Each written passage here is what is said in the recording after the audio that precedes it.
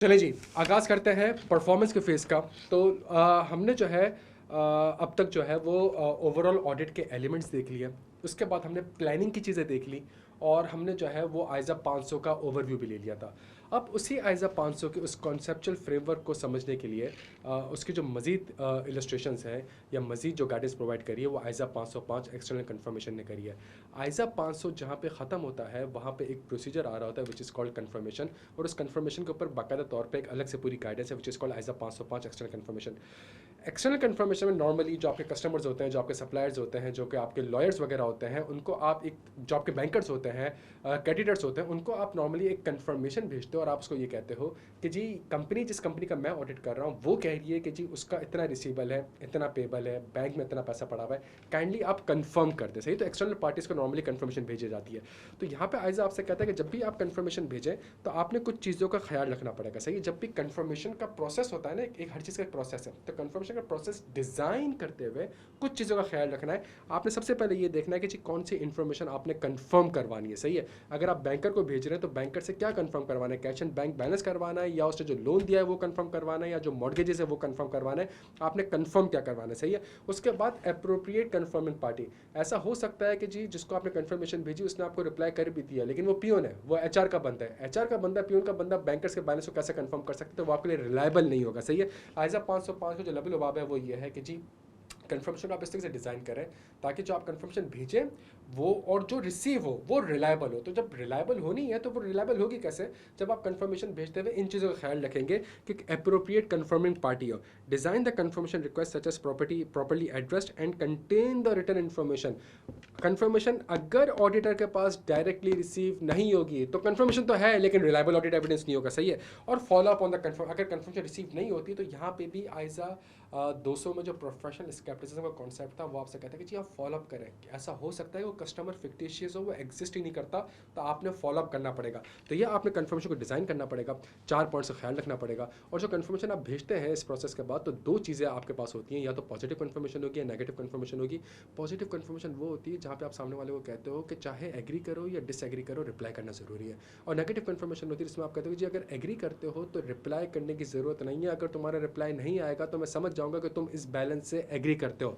Negative conformation को अगर आप देखें तो एक ऐसी चीज़ का मतलब ये है कि जी अगर मैंने 100 कन्फर्मेशन भेजी नेगेटिव और 100 के 100 नेगेटिव कन्फर्मेशन मुझे रिसीव नहीं हुई, तो इसका मतलब है मैं ये एज्यूम कर लूँगा कि सामने वाली पार्टी इससे एग्री करती है। सही है, कल को रेगुलेटर आ जाए, कोई भी आ जाए और आपसे कहे कि जी इस बैलेंस में आपने क्या करा, तो आप कहेंगे मैंने कन्फर्मेशन भेजा था, वो कहेंगे जी कन्फर्मेशन दिखाओ, तो कहेंगे जी कन्फर्मेशन कैसे दिखाऊं, बिकॉज सामने वाले तो रिप्लाई नहीं करा। तो सामने वाले रिप्लाई नहीं करा तो आपने कैसे एग्री कर लिया, आप कैसे आपने रिलायंस ले ली कि जी बैलेंस एग्री कर रहा है। आप कहेंगे जी मैंने उसको लिख के दिया था कि अगर एग्री करते हो तो रिप्लाई करने की ज़रूरत नहीं है। तो रेगुलेटर, कोई भी इंस्पेक्टर आपसे पूछ सकता है कि ये भी तो हो सकता है कन्फर्मेशन खो सकती है, ये भी तो हो सकता है कि उसने रिप्लाई किया हो आपको रिसीव ना हुई हो, ये भी हो सकता है कि कन्फर्मेशन मैच ना कर रही हो लेकिन उसके फेवर में हो, आप कह रहे हो कि जी 100 रुपये का रिसीवेबल है लेकिन उसने 150 रुपये पे करना, तो वो रिप्लाई थोड़ी करेगा। सही है, तो फिर तो आप कहते हो कि जी परेशान ना हो। आइज़ा मुझे कहता है कि जब भी मैं नेगेटिव कन्फर्मेशन भेजूंगा तो मैं हमेशा risk of material miss statement मेरा लो होगा और कंट्रोल्स आर ऑपरेटिंग इफेक्टिवली होंगी।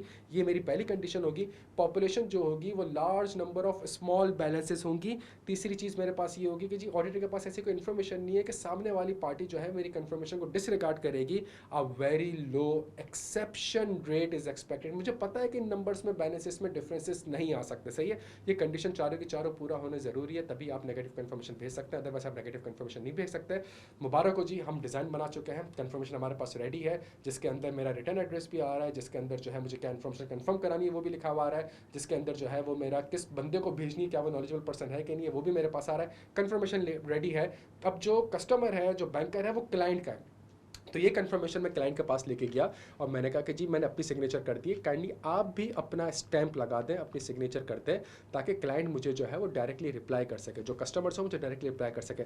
इस पॉइंट ऑफ टाइम पे दो पॉसिबिलिटीज़ हो सकती हैं, या तो मैनेजमेंट आपको कन्फर्मेशन भेजने देगी या मैनेजमेंट आपको कन्फर्मेशन भेजने नहीं देगी। अगर मैनेजमेंट आपको मना करती है कि जी मैं इस कन्फर्मेशन में दस्तखत करने से इनकार करती हूँ और मैं आपको अलाउ नहीं करती कि मेरे फला कस्टमर को, फला बैंकर को, फला लॉयर को आप कन्फर्मेशन भेजें, तो यहाँ पे स्टैंडर्ड कहता है आपसे कि जी आप चुपचाप उसकी बात बात सुन के रूम से निकलना है, बल्कि उससे पूछें, इंक्वायर करें, inquire as to the management reason for the, भाई आप क्यों मना कर रहे हैं, क्यों मुझे कंफर्मेशन भेजने नहीं दे रहे, और मैनेजमेंट जो भी आपको रीजन देती है, again professional scepticism, questioning mind, inquire किया आपने, सही है, और फिर मैनेजमेंट जो भी आपको रीजन देती है उसको एक्सेप्ट ना करें, उसके अगेंस्ट में कोरबरेटिव ऑडिट एविडेंस लेके, जी अच्छा अगर आप ये कह रहे हैं कि मैटर लिटिगेशन में चल रहा है तो मुझे जरा सा दिखाएं, तो लिटिगेशन की फाइल तो दिखाएं, मुझे इन हाउस लीगल काउंसिल का कोई ओपिनियन तो दिखाएं, कोई करस्पॉन्डेंस फाइल तो दिखाएं, मुझे सिंध हाई कोर्ट का कोई ऑर्डर तो दिखाएं, जिससे पता चल जाए कि हाँ जी मैटर जो है वो आप जो कह रहे हैं वो बिल्कुल ठीक है, तो मैनेजमेंट से इंक्वायरी करी, उसके अगेंस्ट आपने एडिशनल इन्फॉर्मेशन ली।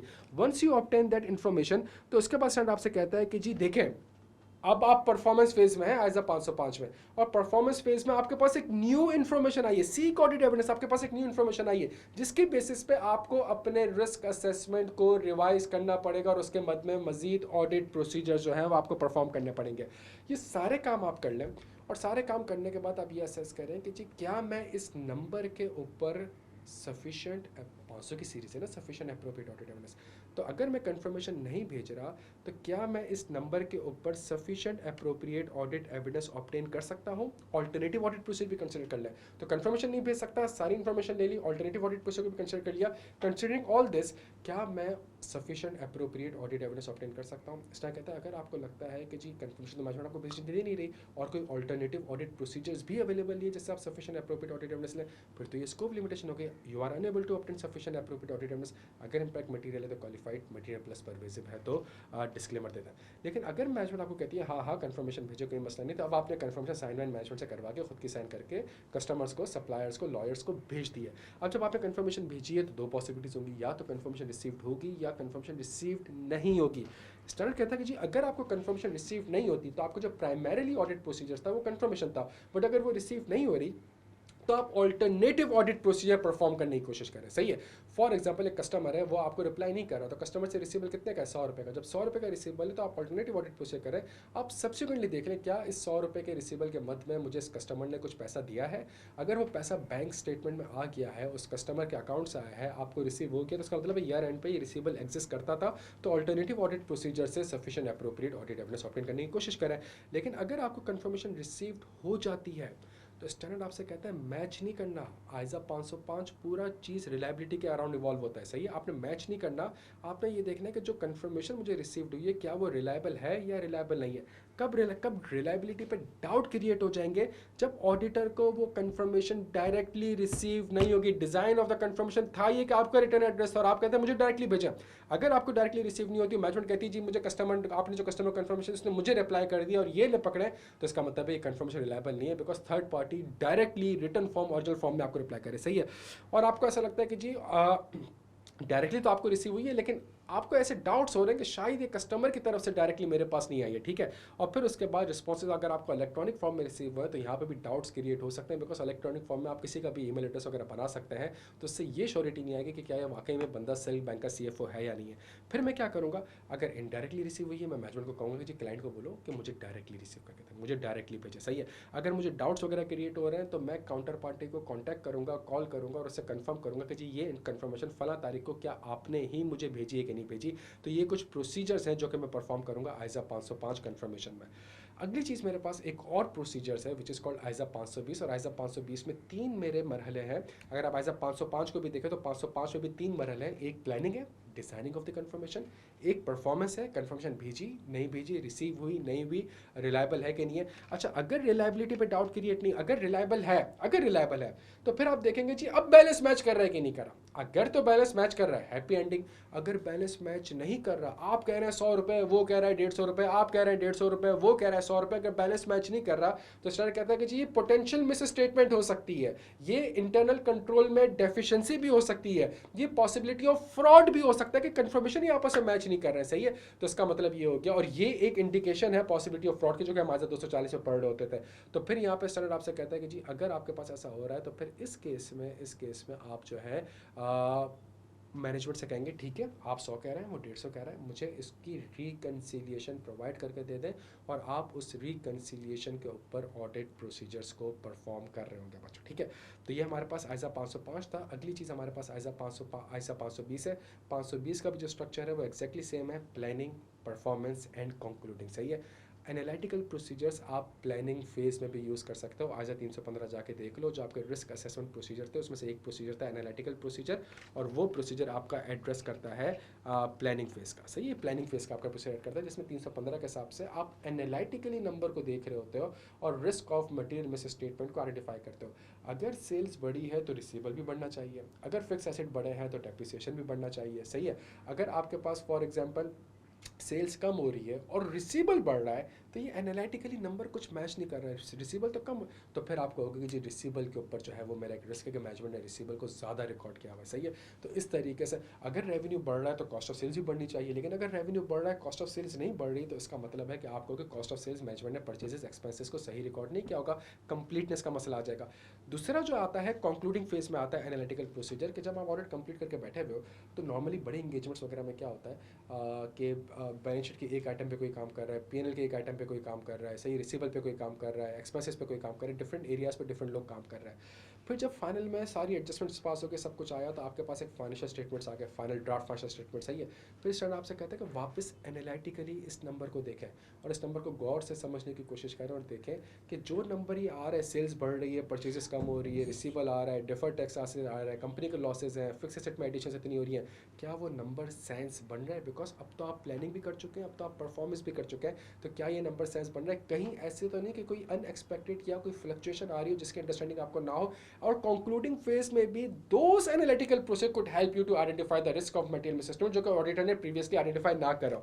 और फिर आइजा 520 जो ओरिजिनली बना गया है, जो कि 500 की सीरीज है, जो परफॉर्मेंस को कवर करता है, और वो ये कहता है कि यार अगर दो नंबर्स के बीच में एक प्लॉजिबल रिलेशनशिप है, अगर 100 रुपए के फिक्स एसेट है तो 10 रुपए का डेप्रिसिएशन एक्सपेंस है, अगर इस साल 200 के होगा तो 20 रुपए का होना चाहिए। अगर एनालिटिकल इस तरह की चीज़ें बन रही है, तो उसने कहता है कि एनालिटिकल प्रोसीजर को आप परफॉर्मेंस फेज में भी यूज़ कर सकते हैं, और इसके कुछ 4 स्टेप्स हैं आपने फॉलो करना पड़ेगा। सबसे पहली चीज़ आप ये देखें कि जो एनालिटिकल प्रोसीजर आप परफॉर्म कर रहे हैं, क्या वो जो एजर्शन है क्या उसके लिए रेलिवेंट है भी कि नहीं।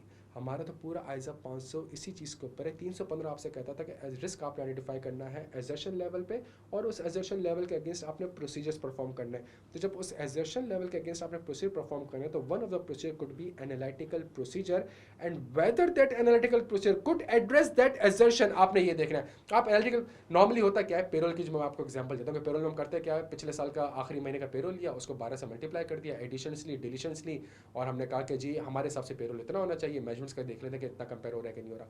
लेकिन आपने पिछले महीने का पेरोल लिया, मैनेजमेंट से एडिशंस की डिटेल ली, मैनेजमेंट से रेजिडेंशियल डिटेल्स ली, सबको प्लस माइनस करा, तो इससे एक्यूरेसी के ऊपर तो आपको शायद एक्यूरेसी के एजर्शन के लिए तो रेलिवेंट है, 12 महीने से मल्टीप्लाई कर दिया तो कट ऑफ की एजर्शंस के लिए भी रेलिवेंट है। सही है, लेकिन क्या वाकई में ये एम्प्लॉय एडिशन जो दिखा रहे हैं या जो रेजिस्ट्रेशन दिखा रहे हैं, क्या ये अकर्ड हुए भी हैं कि नहीं हुआ? सही है, इसके तो इसका मतलब इस फला एजर्शन के लिए आपका ये प्रोसीजर रेलिवेंट नहीं है। तो सबसे पहले आप ये देखें कि जी आपने जो एजर्शन है क्या ये इसको एड्रेस कर रहा है कि नहीं कर रहा। दूसरी सबसे important cheese reliability of data. जब भी आप एनालिटिकल प्रोसीजर करते हैं, जब हम डेटा एनालिटिक्स में भी पढ़ रहे होते हैं, तो डेटा एनालिटिक्स किसी ना किसी डेटा के ऊपर होता है। क्या वो डेटा आपका कंप्लीट एंड एक्यूरेट है, क्या वो डेटा आपका रिलायबल है? रिलायबल कब होगा? अगर आपके पास डेटा थर्ड पार्टी का पड़ा हुआ है, सही है, कोई इंडस्ट्री की रिपोर्ट्स वगैरह पड़ी हुई है, अगर उसके बेसिस पे आपको एनालिटिक्स वगैरह कर रहे हैं और उसके बेसिस पे आप एक्सपेक्ट कर रहे हैं कि जी मेरे हिसाब से रेवेन्यू इतना होना चाहिए, मेरे हिसाब से परचेसेस इतनी होनी चाहिए, मेरे हिसाब से एक्सपेंसेस इतनी होनी चाहिए, और फिर उसके बाद जब आप डेटा रिलायबल है, फिर तीसरी चीज़ आप आती है कि डेटा भी रिलायबल है, एजर्शन को भी एड्रेस कर रहा है। आज आप कैलकुलेटर लेके बैठो, मल्टीप्लाई प्लस माइनस करते रहो और एक एक्सपेक्टेशन बनाओ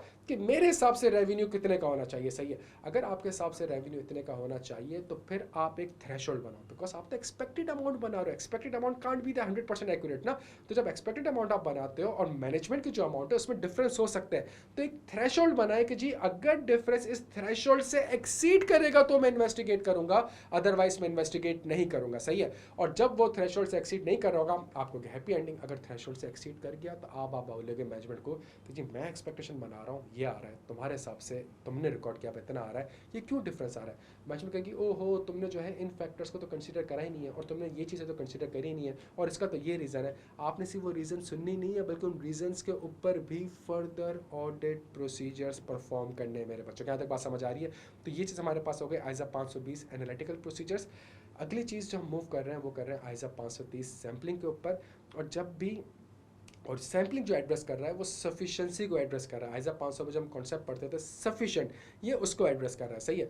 जब भी आप सैम्पलिंग करेंगे तो सैंपल को डिज़ाइन करने के लिए कुछ की पॉइंट्स हैं, उनको कंसिडर करना पड़ेगा। सबसे पहली चीज़ पॉपुलेशन की कैरेक्टरिस्टिक क्या है, दूसरी ऑडिट प्रोसीजर आप डिफाइन करेंगे, आपने क्या ऑडिट प्रोसीजर परफॉर्म करना है, तीसरा सैंपल साइज क्या होगा, चौथा सैंपल सिलेक्शन मेथड क्या होगा, पांचवा स्टैटिस्टिकल कर रहे हैं कि नॉन स्टैटिस्टिकल कर रहे हैं, छठा क्या पॉपुलेशन को सब पॉपुलेशन में डिवाइड कर रहे हैं कि नहीं कर रहे हैं, विच इज कॉल्ड स्ट्रेटिफिकेशन।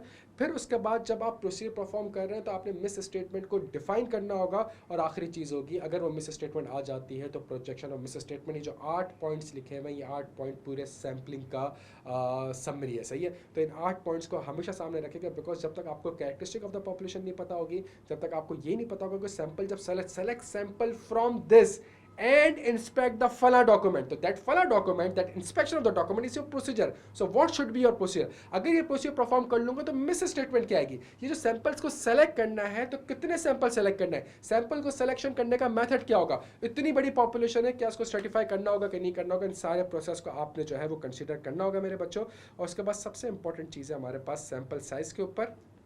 अगर मैं सैंपल साइज़ को देखूँ तो सबसे पहले वो आपसे कहता है कि जी सबसे पहले तो आप ये डिटरमाइन करें कि आप 50 सैंपल लेने कि 100 सैंपल लेने। तो इसके ऊपर वो आपसे एब्सोल्यूट नंबर नहीं देता, वो आपको गाइडेंस प्रोवाइड करता है। कहता है जितना ज़्यादा रिस्क होगा उतने ज़्यादा सैंपल साइज़ होंगे, बिकॉज आपका इनहेरेंट रिस्क बढ़ रहा है, आपका कंट्रोल रिस्क बढ़ रहा है। जब आपका इनहेरेंट रिस्क और कंट्रोल रिस्क बढ़ रहा है तो आपका ऑडिट रिस्क बढ़ रहा है, जब आपका ऑडिट रिस्क बढ़ा है तो डिटेक्शन रिस्क को कम करना पड़ेगा। डिटेक्शन रिस्क कैसे कम होगा, ज़्यादा सैंपल्स वेरीफाई करें, सही है। फिर उसके बाद क्या आप जो अच्छा ये टेस्ट ऑफ डिटेल्स की बात कर रहे हैं, तो क्या आप अदर सब्सटेंटिव प्रोसीजर परफॉर्म कर रहे हैं, तो अगर पेरोल है और पेरोल के ऊपर मैं सब्सटेंटिव एनालिटिकल प्रोसीजर्स परफॉर्म कर रहा हूं और एक एक्सपेक्टेशन बना रहा हूं और डेटा रिलायबल है और थ्रेशोल्ड्स वगैरह डिटरमाइन कर रहा हूं, तो एक एरिया के ऊपर आप already substantive analytical procedure perform कर रहे हैं, एक एजर्शन के ऊपर आप already substantive analytical procedure perform कर रहे हैं, तो क्या टेस्ट ऑफ डिटेल्स मुझे सैंपल ज़्यादा करने की ज़रूरत होगी। कहता है वहाँ से आपको रिलायंस साथ हो रही है तो इसका मतलब है ओवरऑल आपको सफिशिएंट एप्रोप्रिएट ऑडिट एविडेंस मिल रहा है, तो फिर इस केस में आपके sample size test of details के लिए डिक्रीज हो जाएंगे, सही है। And increase in the tolerable misstatement, जितने ज़्यादा आप कहते हैं ना यार कि मेरी क्या कहते हैं टॉलरेबल स्टेटमेंट जितनी ज़्यादा आपकी होगी, आप कहते हैं कि नहीं यार मैं तो टॉलरेबल स्टेटमेंट बर्दाश्त कर ही नहीं सकता, इसमें से 25 रुपये का भी एरर आ गया ना मेरे लिए तो बड़ा मटेरियल हो जाएगा, तो जितना कम टॉलरेबल मिस स्टेटमेंट होगा उतने ज़्यादा आपके सैंपल साइज होंगे आप, और an increase in the amount of misstatement the auditor expect to find. अगर आप एक एरिया है रिस्की एरिया और आपको लगता है कि जी यहाँ पे risk of material miss statement के चांसेस ज़्यादा है, तो इसका मतलब है आप टेक्निकली स्पीकिंग कह रहे हैं कि यहाँ पे इनहेरेंट रिस्क ज़्यादा है, यहाँ पे मिस स्टेटमेंट ज़्यादा है, यहाँ पे कंट्रोल रिस्क ज़्यादा है, तो इसका मतलब है आपका ओवरऑल ऑडिट रिस्क ज़्यादा हो रहा है। जब ओवरऑल ऑडिट रिस्क ज़्यादा हो रहा है तो इसका मतलब है आपको डिटेक्शन इसको कम करना पड़ेगा, अगेन सैंपल साइज को इंक्रीज करने पड़ेंगे। अब सैंपल साइज सेलेक्ट हो गया, अब मुझे ये पता चल गया कि मुझे 100 में से 25 सैंपल सेलेक्ट करना है। अब जब 25 सैंपल सेलेक्ट करना है तो सैंपल सेलेक्ट करने का तरीका क्या होगा, स्टैंडर्ड आपसे कहता है या तो 100% कर लो सेलेक्टिंग ऑल आइटम्स, या स्पेसिफिक आइटम्स, या ऑडिट सैम्पलिंग। ये 3 तरीके आपके पास है मेरे बच्चों, या तो 100% कर लें, या आप स्पेसिफिक आइटम सेलेक्ट कर लें, या ऑडिट सैम्पलिंग कर लें। सेलेक्टिंग ऑल आइटम्स कब करेंगे आप, जब ऑडिट की जो पॉपुलेशन है consist of a large value item. छोटी सी पॉपुलेशन है, बहुत ज़्यादा बहुत छोटी सी पॉपुलेशन है, लेकिन हर पॉपुलेशन का जो एक इंडिविजुअल ट्रांजैक्शन है उसकी बहुत बड़ी अमाउंट है। एसएसजीसी में जो कस्टमर्स हैं वो 30 लाख कस्टमर्स हैं और हर महीने की इन्वॉइस जाती है, तो इसका मतलब है 360 मिलियन इन्वॉइसेस जाती हैं, सही है। तो 360 मिलियन इन्वॉइसेस के ऊपर तो मैं 100% कर ही नहीं सकता, मैं सैम्पलिंग करूंगा, ठीक है। लेकिन जो सप्लायर है एसएसजीसी के, ओजीडीसीएल, जीएचपीएल, पीपीएल, वो तो सिर्फ 10-12 ही है, सही है। और उनकी जो इन्वॉइसेस होती हैं वो महीने की भी इन्वॉइस होती है, मतलब वहाँ पर जो मेरे पास पॉपुलेशन है सिर्फ 120 इन्वॉइस है, तो यहाँ पर मैं 100% टेस्टिंग कर रहा होता हूँ, और इसलिए कर रहा होता हूँ बिकॉज मुझे एविडेंस मिल जाए। 120 इन्वॉइसेस है ना। उसके बाद सेलेक्टिंग स्पेसिफिक आइटम, तो सेलेक्टिंग स्पेसिफिक आइटम्स में कब कर रहा हूँ, जब मैं कहता हूँ यार मुझे कोई हाई वैल्यू और की आइटम सेलेक्ट करना है, या इस अमाउंट से ऊपर जितनी भी अमाउंट्स होंगी उन सबको सेलेक्ट कर लूँगा, या मुझे किसी स्पेसिफिक चीज़ के ऊपर इन्फॉर्मेशन चाहिए, किसी स्पेसिफिक प्रोडक्ट के ऊपर इन्फॉर्मेशन चाहिए जो कि रिसेंटली लॉन्च किया गया है, तो मुझे अगर वो स्पेसिफिक सैम्पल चाहिए तो मैं स्पेसिफिक आइटम्स को भी सेलेक्ट कर सकता हूँ। एंड देन थर्ड मेरे पास आता है ऑडिट सैम्पलिंग। जब आप 100% सिलेक्शन कर रहे होते हैं तो इसका मतलब है यहाँ पे प्रोजेक्शन का कोई कॉन्सेप्ट है नहीं, बिकॉज आपने 100% करी है ना, तो जो भी मिस स्टेटमेंट आएगी उसको आप मटेरियल से कंपेयर कर लें। जब आप स्पेसिफिक आइटम सेलेक्ट कर रहे हैं तो यहाँ पे स्टैंडर्ड आपसे कहता है कि जब आपने स्पेसिफिक आइटम सेलेक्ट करा है तो आपने सैम्पलिंग नहीं करी है। जब आपने सैम्पलिंग नहीं करी तो इसका मतलब है जो आपने आइटम्स स्पेसिफिकली सेलेक्ट करा है वो और बकिया पॉपुलेशन, वो दो डिफरेंट चीज़ें हैं। जब आपने स्पेसिफिक आइटम को सेलेक्ट करा है तो रेस्ट ऑफ द पॉपुलेशन के चांसेस ऑफ सिलेक्शन नहीं थे। जब रेस्ट ऑफ द पॉपुलेशन के चांसेस ऑफ सिलेक्शन नहीं है तो इसके रिजल्ट्स को पूरी रेस्ट ऑफ द पॉपुलेशन में आप प्रोजेक्ट नहीं कर सकते। ये बड़ा इंपॉर्टेंट कॉन्सेप्ट है सेलेक्टिंग स्पेसिफिक आइटम्स का, सही है। तो उसके रिजल्ट्स को आप रेस्ट ऑफ द पॉपुलेशन में प्रोजेक्ट नहीं कर सकते। और आखिरी चीज़ आपके पास आती है ऑडिट सैंपलिंग। अगर आप ऑडिट सैंपलिंग करते हैं तो ऑडिट सैंपलिंग होती ये है कि यहाँ पे जो आप सैंपल सेलेक्ट कर रहे हैं तो इसमें each and every line item of the population has a chance of selection. When you say it has a chance of selection, only then, अगर आपने 100 में से 10 ट्रांजैक्शन सेलेक्ट करी तो 10 ट्रांजैक्शन को बकिया 90 ट्रांजैक्शन में प्रोजेक्ट कर सकते हैं। This is called audit sampling. और ऑडिट सैंपलिंग के हमारे पास कुछ तरीके। पहला, रैंडम सैंपलिंग। आपने कहा कि जी मेरे पास पूरे साल की 1 लाख ट्रांजैक्शन हुई है, सही है। सेल्स का जो रजिस्टर है उसमें 1 लाख ट्रांजैक्शन है। आपने एक्सेल में रैंडम नंबर जनरेटर डाला और आपने कहा मुझे, और आप सैंपल साइज तो सेलेक्ट कर चुके हैं 10, तो आप कहेंगे इसमें से कोई भी 10 नंबर सेलेक्ट करके दे दो, सही है। तो सिस्टम आपको 10 नंबर सेलेक्ट करके देगा, वो 10 रोज जाके आप सेलेक्ट कर लीजिएगा, विच इज कॉल्ड डन। यहाँ पे हर किसी का चांस है। दूसरा, monetary unit sampling.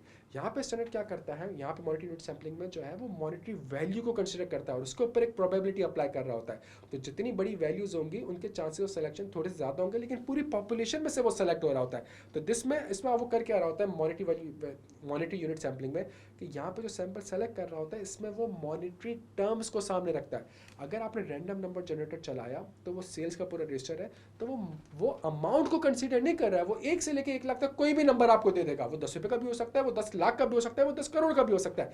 Monetary unit sampling में वो इसी सेल्स के रजिस्टर में जो वैल्यू आ रही होगी, जो अमाउंट आ रही होगी, उसको सामने रख रहा होगा। उसके बेसिस पे जो है वो आपको सैंपल्स को सेलेक्ट करके दे रहा होगा।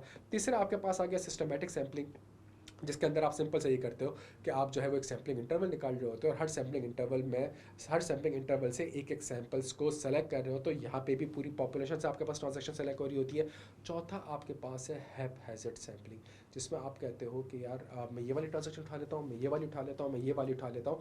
हैप्पैज़ार्ड sampling is the non statistical sampling, सही है। हैप्पैज़ार्ड सैम्पलिंग के रिजल्ट को आप पूरी पॉपुलेशन में प्रोजेक्ट नहीं कर सकते, सही है। जिस तरह स्पेसिफिक आइटम सिलेक्शन थी, तो जब आप स्पेसिफिक आइटम को सेलेक्ट कर रहे हैं तो उसके रिजल्ट्स को आप पूरी पॉपुलेशन में प्रोजेक्ट नहीं कर सकते।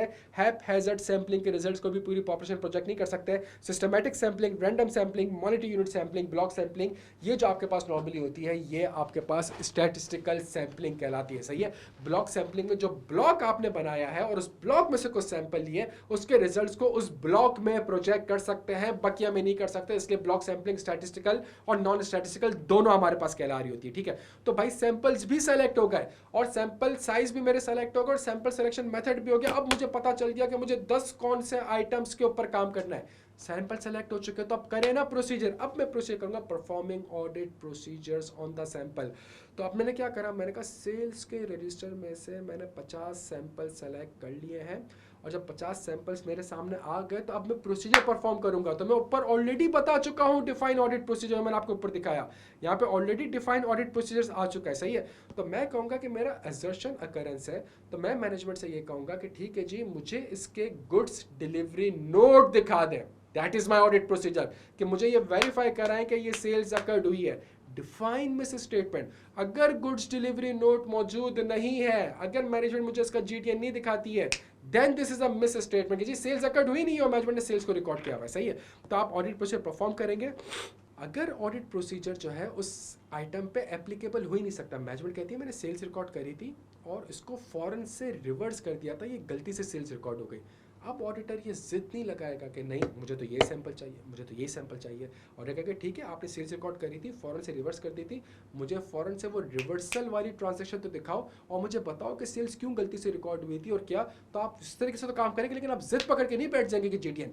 लेकिन अगर एक सेल्स की ट्रांजैक्शन रिकॉर्ड हुई हुई है, अगर एक सेल्स की ट्रांजैक्शन रिकॉर्ड हुई हुई है और मैनेजमेंट आपको ऐसे ही बोलते हैं यार वो मुझे जीटीएन मिल नहीं रही है, पता नहीं कहाँ वेयर हाउस में पड़ी हुई है, चूहे वगैरह खा गए, कोई और सैंपल सेलेक्ट कर लो। इस केस में ऑडिटर कोई और सैंपल सेलेक्ट नहीं करेगा, बिकॉज वो मिस स्टेटमेंट डिफाइन कर चुका है कि अगर जीटीएन मौजूद नहीं है तो ये मिस स्टेटमेंट है मेरे बच्चे, सही है। तो इस केस में तो ऑडिटर बोलेगा नहीं चाहिए तो यही वाली चाहिए, इसके अलावा और कोई नहीं चाहिए, सही है। तो वही आप जीटीएन मांगेंगे, जीटीएन नहीं होगा तो आप बोलेंगे मेरे हिसाब से ये मिस स्टेटमेंट है, सही है। और जब मिस स्टेटमेंट आइडेंटिफाई हो जाएगी तो उसके बाद आप मैनेजमेंट से कहेंगे कि भाई मैंने जो काम किया है उसके बेसिस में सिस्टम आइडेंटिफाई हुई है और मैंने तो सैंपल बेसिस पे काम किया हुआ है। तो जो रेस्ट ऑफ द पॉपुलेशन है, उसमें भी तो मिस स्टेटमेंट हो सकती है। तो ऑडिटर करेगा क्या, ऑडिटर उसकी अंडरस्टैंडिंग लेगा कि भाई मिस स्टेटमेंट क्यों हुई, मैनेजमेंट से इंक्वायरी करेगा, यार सेल्स रिकॉर्ड हुई है, जीटीएन है नहीं, ऐसा कैसे हो गया, सही है, समझने की कोशिश करेगा। फिर उस मिस स्टेटमेंट को, चूँकि उसने स्टैटिस्टिकल सैम्पलिंग करी है, तो उस मिस स्टेटमेंट को पूरी पॉपुलेशन में प्रोजेक्ट करेगा मेरे बच्चों। जहाँ उसने प्रोजेक्ट करा सबसे पहला काम वो करेगा, उस प्रोजेक्टेड मिस स्टेटमेंट को कंपेयर करेगा टॉलरेबल मिस स्टेटमेंट से।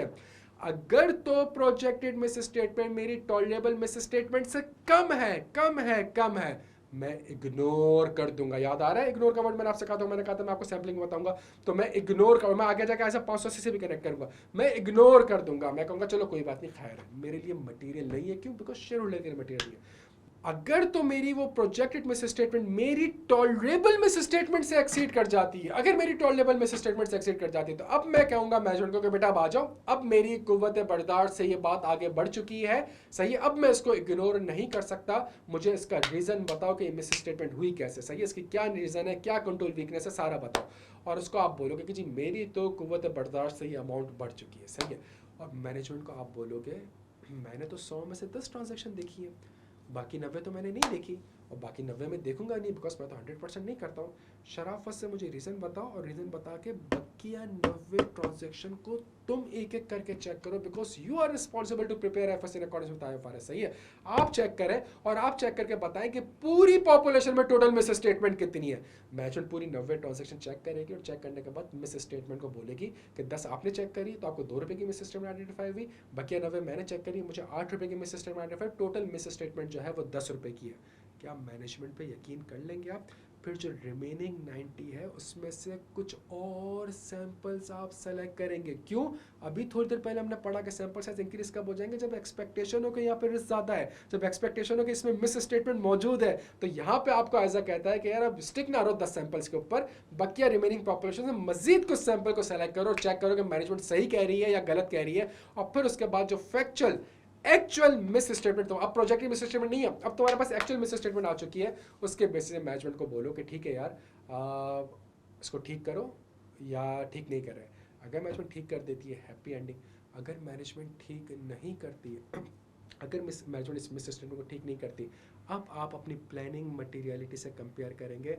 अगर प्लानिंग मटेरियलिटी से एक्सीड कर रही है, क्वालिफाइड ओपिनियन दे दीजिएगा, एक्सीड, और अगर प्लानिंग मटेरियलिटी से कम है लेकिन टॉलरेबल मिस स्टेटमेंट से ज्यादा है, प्लानिंग मटेरियलिटी से कम है लेकिन टॉलरेबल मिस स्टेटमेंट ज्यादा है, तो आपकी ओपिनियन क्वालिफाई नहीं होगी, आपकी ओपिनियन मॉडिफाई नहीं होगी। लेकिन जो मिस स्टेटमेंट है वो आपकी टॉलरेबल मिस स्टेटमेंट से एक्सीड कर रही है, तो इसका मतलब है अब आप इसको इग्नोर नहीं कर सकते। तो क्या मतलब? आइजा 580 में रिटर्न रिप्रेजेंटेशन आके मैनेजमेंट से हम लिखवाएंगे कि जो मिस स्टेटमेंट आपने करेक्ट नहीं करी है वो, और इसके अलावा और भी मिस स्टेटमेंट हो सकती है, बिकॉज ऑडिट तो जीरो नहीं हो सकता, वो उन सबको अगर मैं ऐड कर भी दूं तब भी मेरी मटेरियलिटी से एक्सीड नहीं करेगी। ये आप लिख के दें, ये आप लिख के दें मेरे बच्चों, सही है। तो यहाँ पे मेरे पास आइजा 530 सैम्पलिंग आएगा। चलें जी, अगर सैम्पलिंग भी देख लिया तो अगली चीज़ हमारे पास है 550 रिलेटेड पार्टी।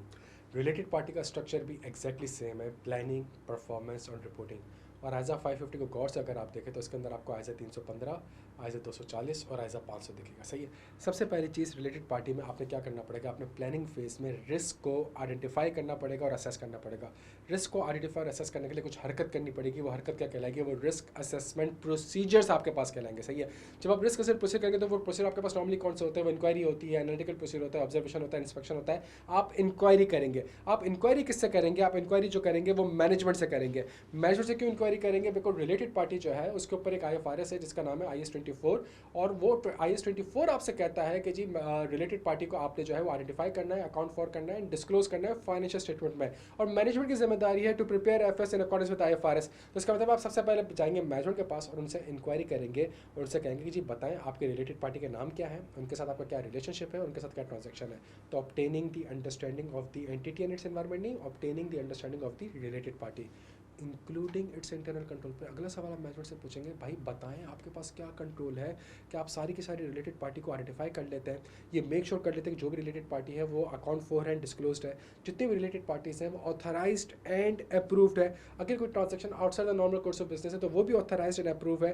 तो ये आप मैनेजमेंट से इंटरनल कंट्रोल के ऊपर कुछ इंक्वायरी करेंगे। अगेन ये रिस्क असेसमेंट प्रोसीजर्स है जिससे आपको सफिशिएंट अप्रोप्रिएट ऑडिट एविडेंस नहीं मिलेगा, लेकिन इससे आपको रिलेटेड पार्टी के ऊपर रिस्क आइडेंटिफाई करने करने में हेल्प होगी। जैसे ही आप ये प्रोसीजर परफॉर्म करेंगे तो मुबारक हो, आपके सामने 5 रिस्क आइडेंटिफाई हो जाएंगे। सबसे पहला रिस्क होगा completeness of all related party, दूसरा रिस्क होगा आपके पास outside the normal course of business, तीसरा होगा रिलेटेड पार्टी ट्रांजैक्शन में नॉट बी डिस्क्लोज्ड, चौथा रिस्क ऑफ फ्रॉड, पांचवा आर्म्स लेंथ। सही है। तो सबसे पहली चीज, अगर मैनेजमेंट आपको यहाँ पे रिलेटेड पार्टी के नाम, रिलेशन, ट्रांजैक्शन बता रही है और एक रिलेटेड पार्टी के रजिस्टर आपको दे रही है, तो पहला रिस्क ये होगा कि जी ये कंप्लीट नहीं है, ये कंप्लीट नहीं है। तो कंप्लीटनेस का आप रिस्क आइडेंटिफाई करेंगे और उसके अगेंस्ट आप प्रोसीजर्स क्या परफॉर्म करेंगे। आप इन्वेस्टमेंट रजिस्टर देखेंगे, आप शेयर होल्डर रजिस्टर देखेंगे, आप मिनट्स ऑफ द मीटिंग देखेंगे, आप लीगल कन्फर्मेशन वगैरह को इंस्पेक्ट करेंगे, जितने भी ऑडिट प्रोसीजर आपने करे उधर से एविडेंस ऑब्टेन करने की कोशिश करेंगे और ये मेक श्योर करेंगे कि मैनेजमेंट ने जो रिलेटेड पार्टीज बताई हैं, अगर मैनेजमेंट कह रही है कि जी मैंने एक ही कंपनी में इन्वेस्टमेंट करी और ये मेरी एसोसिएट है और ये मेरी रिलेटेड पार्टी है, तो आप इन्वेस्टमेंट रजिस्टर देखेंगे ना, ताकि कोई और एसोसिएट्स तो नहीं है, कोई और तो इन्वेस्टमेंट नहीं करी हुई। ठीक है, इस तरीके से आप इस कंप्लीटनेस के ऊपर प्रोसीजर परफॉर्म करेंगे। दूसरा जो आपके पास रिस्क है वो outside the normal course of business का है, और outside the normal course of business के लिए मसला क्या है, आरपी के साथ ट्रांजैक्शन करना कबीरा गुनाह नहीं है, और आरपी के साथ ट्रांजैक्शन अगर outside the normal course of business हो जाए तो वो भी कबीरा गुनाह नहीं है। ये दोनों गुनाह नहीं है, लेकिन अगर आरपी के साथ एक transaction outside the normal course of business हो रही है तो इसका मतलब ये है यहाँ पे आप फर्दर इवेल्युएट करने की कोशिश करेंगे। सबसे पहले आप काम करेंगे, आप एग्रीमेंट देखेंगे। अगर रिलेटेड पार्टी के साथ कोई ट्रांजैक्शन होगी तो आपने एग्रीमेंट देखना पड़ेगा, और एग्रीमेंट के बेसिस पे जो है वो आप ये एनालाइज करने की कोशिश करेंगे, आप उसके बिजनेस रैशनल को इवेल्युएट करेंगे। तो जहाँ आपने एग्रीमेंट देखा तो आप समझने की कोशिश करेंगे इस ट्रांजैक्शन का बिजनेस रैशनल क्या है, बिकॉज ये कंपनी के outside the normal course of business है। तो इस कंपनी में जो मैनेजमेंट ने कंपनी ने ट्रांजैक्शन करी है उसका बिजनेस रैशनल क्या है, उसको इवेल्युएट करेंगे। और फिर आप ये देखेंगे कि जी जो टर्म्स एंड कंडीशन एग्रीमेंट में लिखी हुई आ रही है और जो मैनेजमेंट से इंक्वायरी करी थी पिछले फेज में, क्या वो आपस में कंसिस्टेंट है कि नहीं है, और फिर एग्रीमेंट में जो लिखा हुआ आ रहा है क्या वही अकाउंट फॉर एंड डिस्क्लोज हुआ है कि नहीं हुआ, और जो ट्रांजैक्शन है चूंकि outside the normal course of business है, मैनेजमेंट इंटरनल कंट्रोल में कहा था ऑथराइजेशन अप्रूवल होती है, तो क्या वो चीज़ ऑथराइज्ड एंड अप्रूव्ड हुई भी है कि नहीं हुई, आप ये काम कर लेंगे। फिर तीसरी चीज़ आपके पास 3 आ जाएगी which is called related party transaction may not be disclose.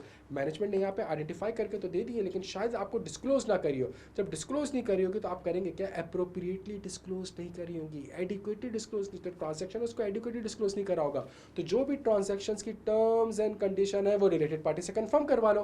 लेकिन रिलेटेड पार्टी से कंफर्म आप जब करवा रहे हैं तो यहाँ पे कंफर्मेशन आपको जो है वो डायरेक्टली मिल रही है, रिटन फॉर्म में मिल रही है, ओरिजिनल फॉर्म में मिल रही है, लेकिन रिलायबल नहीं है। क्यों रिलायबल नहीं है, बिकॉज थर्ड पार्टी नहीं है, रिलेटेड पार्टी है। सही है। तो फिर जब भी एक कंपनी दूसरी कंपनी के साथ अपनी रिलेटेड पार्टी से कोई ट्रांजैक्शन कर रही होगी, देयर इज अ पॉसिबिलिटी बीच में कोई इंटरमीडिएरीज जो है वो इन्वॉल्व हो रहे होंगे, तो उस इंटरमीडिएरीज को भी आप कंफर्मेशन भेज सकते हैं, लेट्स से बैंकर्स वगैरह हो गए, लॉयर्स वगैरह हो गए। सही है। और तीसरी चीज़, उस सब्सिडरी का भी तो ऑडिट हो रहा होगा, उस रिलेटेड पार्टी का भी तो ऑडिट हो रहा होगा, तो उसका ऑडिटेड फाइनेंशियल स्टेटमेंट अगर अवेलेबल है तो उसको देख लें कि क्या वहाँ पे भी आरपी के ट्रांजैक्शन को ऐसे ही डिस्क्लोज किया हुआ है। अगर आपको लगता है रिलेटेड पार्टी के साथ मैनेजमेंट फ्रॉड कर रही है, सही है, मतलब इस तरीके से कि जानबूझ के उनको सेल्स दिखा रही है, बाद में रिटर्न करवा रही है और अपने फाइनेंशियल स्टेटमेंट्स को अच्छा कर रही है, सही है, एसेट उनको सेल कर दिया, गेन ऑन डिस्पोजल वगैरह रिकॉर्ड कर दिया, अगर मैनेजमेंट ऐसी कोई ट्रांजैक्शन कर रही है, फ्रॉड कर रही है, तो अगेन आप इंक्वायरी करेंगे मैनेजमेंट से, दोस्त विद गवर्नेंस से और रिलेटेड पार्टी से, और जो भी सिग्निफिकेंट कॉन्ट्रैक्ट्स है उसको इंस्पेक्ट करने की कोशिश करेंगे।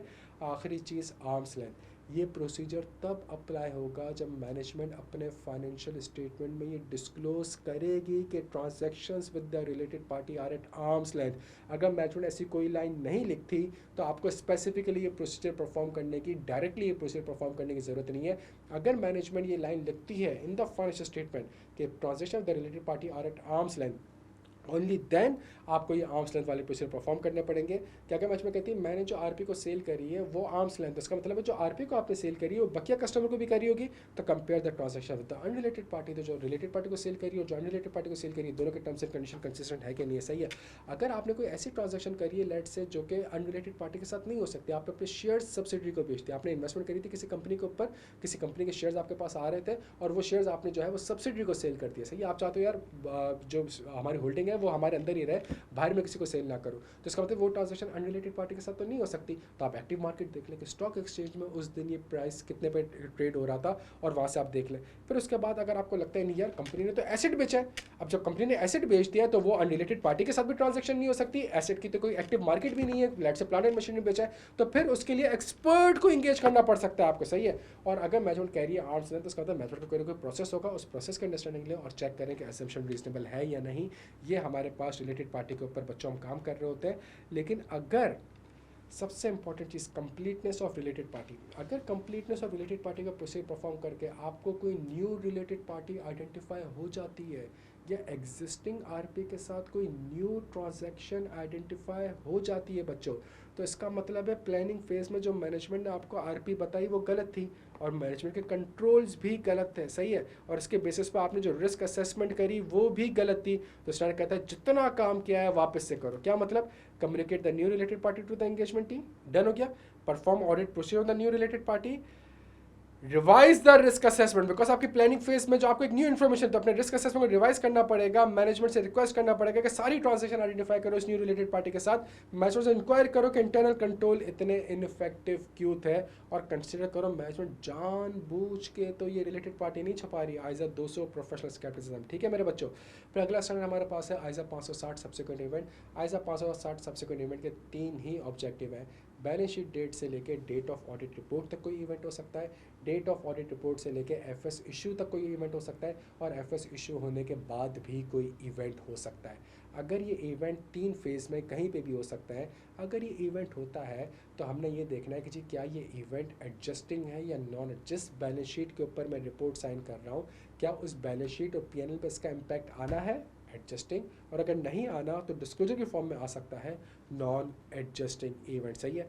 सबसे पहली चीज़ है हमारे पास फर्स्ट ऑब्जेक्टिव के जो आपके इवेंट्स अकर्ड हो रहे हैं between the date of the balance sheet and the date of the audit report which is your first objective. इस पॉइंट ऑफ टाइम पे ऑडिटर रिपोर्ट जब रिपोर्ट साइन करता है तो डेट भी डालता है, और जब डेट डाल रहा होता है तो वो डेट इस चीज़ की अलामत है, इस चीज़ की गवाही है, इस चीज़ की निशानदेही है कि ऑडिटर ने इस डेट तक सब्सिक्वेंट इवेंट को कंसीडर कराए, बिकॉज IAS 10 के हिसाब से तो मैनेजमेंट ने कंसीडर करने हैं सब्सिक्वेंट इवेंट्स को, और जब IFRS के ऊपर एक चीज़ आ रही है और आप उसके ऊपर ओपिनियन दे रहे हैं तो आपने भी अपनी रिपोर्ट के हिसाब से उसको कंसीडर करना पड़ेगा। तो जो बैलेंस शीट डेट से लेकर डेट ऑफ ऑडिट रिपोर्ट तक की डेट होगी बच्चों, वहाँ पे आपकी जिम्मेदारी है कि आपने ऑडिट प्रोसीजर्स परफॉर्म करने हैं to obtain sufficient appropriate audit evidence, सही है।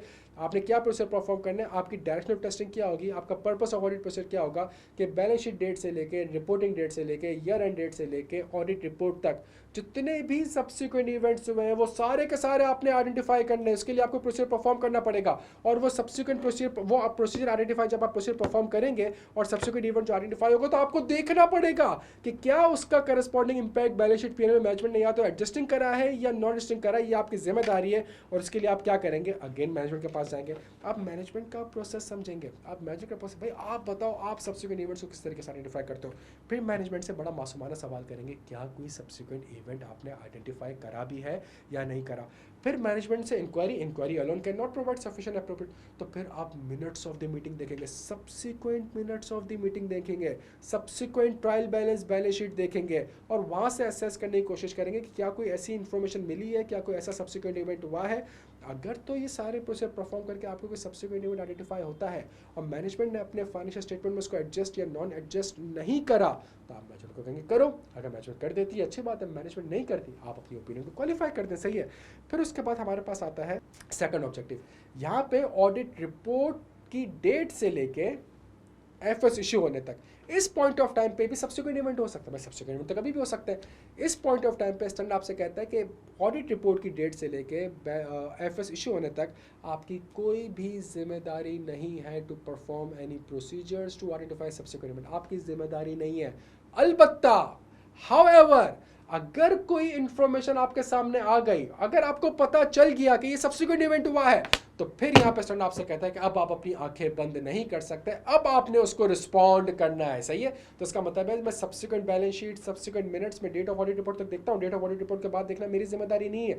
लेकिन अगर मुझे पता चल गया कि जी ऑडिट रिपोर्ट की डेट के बाद और एफएस इशू होने से पहले प्लांट में आग लग गई है, मेरी जिम्मेदारी नहीं आइडेंटिफाई करने की, लेकिन अगर मुझे पता चल गया, प्रेस रिलीज आ गई, तो अब यहाँ पे स्टैंडर्ड आपसे कहता है अब आप अपनी आंखें बंद नहीं कर सकते, अब आपने उसको रिस्पॉन्ड करना होगा। जब आपने इसको रिस्पॉन्ड करना होगा तो कैसे करेंगे, जो भी मैटर है मैनेजमेंट से दूसरा से डिस्कस करें और फिर मैनेजमेंट से पूछे बताएं अमेंडमेंट हो रही है कि नहीं हो रही, क्या आप एफएस को अमेंड करने जा रहे हैं कि नहीं करने जा रहे हैं। उसके बेसिस मैनेजमेंट से इंक्वायर करें कि अगर अमेंडमेंट हो रही है तो आप फाइनेंशियल स्टेटमेंट में कैसे अमेंडमेंट करेंगे, क्या अमेंडमेंट करेंगे वो समझें। और फिर उसके बाद अगर मैनेजमेंट अमेंड कर देती है, अगर मैनेजमेंट अमेंड कर देती है बच्चों, तो इसका मतलब है अब मैनेजमेंट जो अमेंडमेंट करने जा रही है एफएस में, उस अमेंडमेंट के ऊपर तो आपने कोई काम ही नहीं करा हुआ। तो carry out necessary audit procedure. तो जो भी अमेंडमेंट हो रही होगी, जो भी अमेंडमेंट हो रही है, चाहे वो प्लांट में आग लग गई हो, चाहे वो कस्टमर बैंक करप्ट हो गया हो, चाहे वो इन्वेंट्री इम्पेयर्ड हो गई हो, कुछ भी हो, उसके ऊपर आपने स्पेसिफिक ऑडिट प्रोसीजर परफॉर्म करने पड़ेंगे। और ये जो लाइन है वो आपको सब्सटेंटिव प्रोसीजर से कनेक्ट करता है और आइजा, और ये अक्सर आपसे एग्जामिनर जो है सवाल सब्सिक्वेंट इवेंट का बनाता है, लेकिन आंसर सब्सटेंटिव ऑडिट प्रोसीजर से होता है, सही है।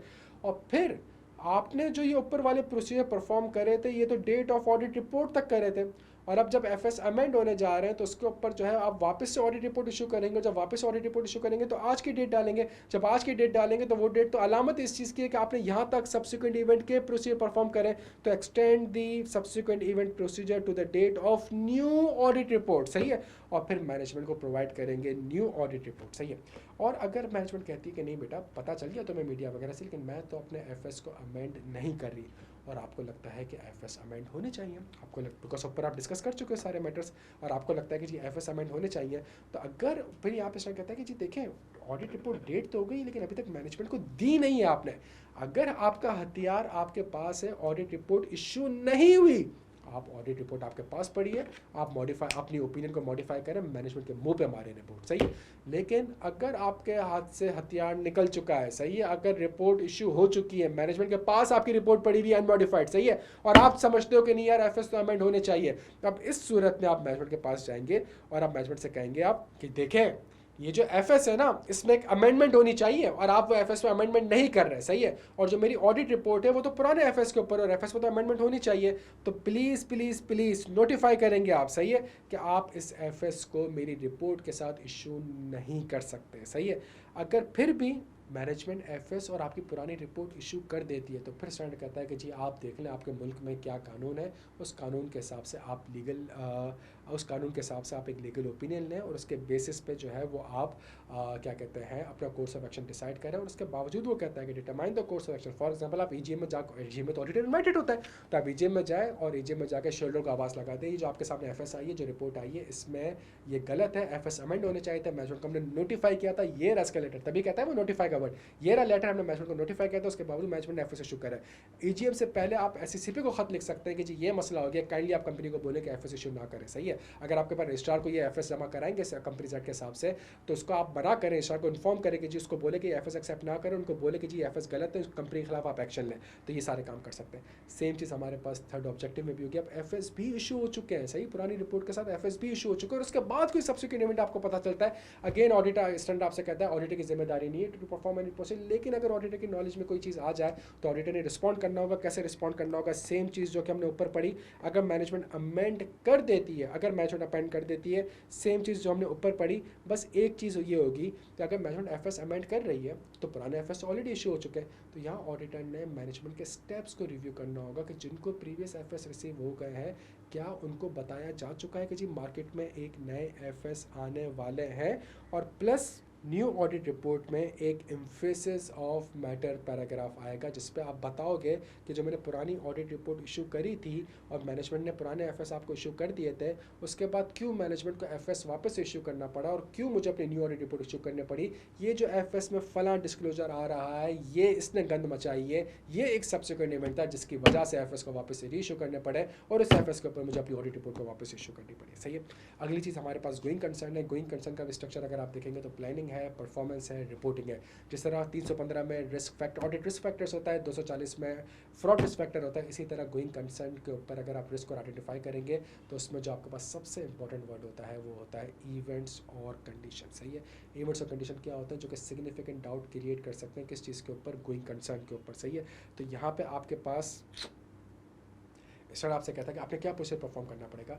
आप मैनेजमेंट से गोइंग कंसर्न की असेसमेंट लेंगे at least for the period of 12 months from the date of reporting, सही है। मैनेजमेंट ने जो फ्यूचर के cash flows and PNL forecast बनाए होंगे उसको इंस्पेक्ट करेंगे। मैनेजमेंट के सब्सिक्वेंट इंटरिम फाइनेंशियल स्टेटमेंट्स को देखेंगे to compare the projected results with the actual results. Inspect करेंगे मिनट्स ऑफ द मीटिंग में बोर्ड ऑफ डायरेक्टर, इंक्वायरी करेंगे इन हाउस लीगल काउंसिल के साथ, कंफर्म करेंगे कि बोरिंग फैसिलिटीज़ एग्जिस्ट करती कि नहीं करती, ये प्रोसीजर में किसके अगेंस्ट कर रहा हूँ। मुझे प्लानिंग फेज में कोई ना कोई इवेंट्स और कंडीशंस आइडेंटिफाई हुए होंगे जो कि गोइंग कंसर्न पे डाउट्स क्रिएट कर रही हैं। जब गोइंग कंसर्न पे डाउट्स क्रिएट करी, इसका मतलब है प्लानिंग फेज में मेरा गोइंग कंसर्न के ऊपर एक रिस्क है, उस रिस्क के अगेंस्ट मुझे ये सब्सटेंटिव प्रोसीजर्स परफॉर्म करने पड़ेंगे। सही है, जब मैं ये सब्सटेंटिव प्रोसीजर परफॉर्म करूंगा तो मैं परफॉर्मेंस फेज में दाखिल हो चुका हूँ। परफॉर्मेंस फेज में मैंने ये सब्सटेंटिव प्रोसीजर परफॉर्म करे।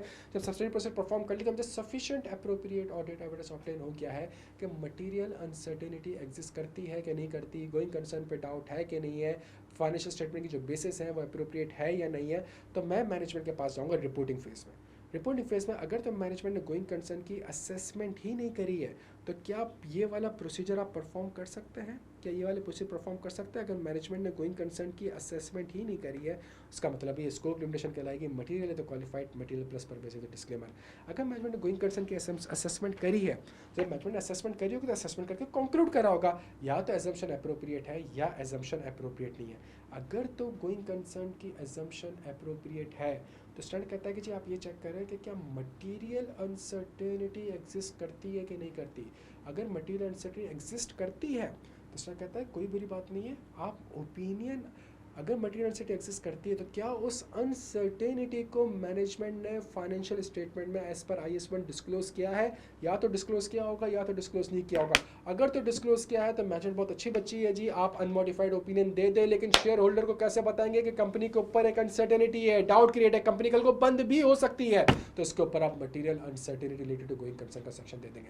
लेकिन अगर मैनेजमेंट अनसर्टेनिटी को एडिक्वेटली डिस्क्लोज नहीं करती तो इसका मतलब है IAS 1 की खिलाफ वर्जी कर रही है। अगर इसका मतलब IAS 1 के खिलाफ वर्जी करी तो मिस स्टेटमेंट हो गई। अगर इम्पैक्ट मटेरियल तो क्वालिफाइड मटेरियल प्लस परवेसिव है तो एडवर्स। अगर फॉर एग्जांपल गोइंग कंसर्न की असम्पशन अप्रोप्रिएट नहीं है, आप कहते हो कि भाई कंपनी तो आप डिसाइड कर चुके हो कि बंद कर रहे हो, सही है, आपके लाइसेंस टर्मिनेट हो चुके हैं, रजिस्ट्रार रेगुलेटर आपसे कह रहा है कि जी कंपनी को वाइंड अप करो लेट्स से, तो आप तो अब इसको ऑल्टरनेटिव, आप तो उसको गोइंग कंसर्न बेसिस पे बना ही नहीं सकते। तो इस केस में एफएस जो बनेंगे वो ऑल्टरनेटिव बेसिस पे बनेंगे और उसका एक एडिक्वेट डिस्क्लोजर जाएगा।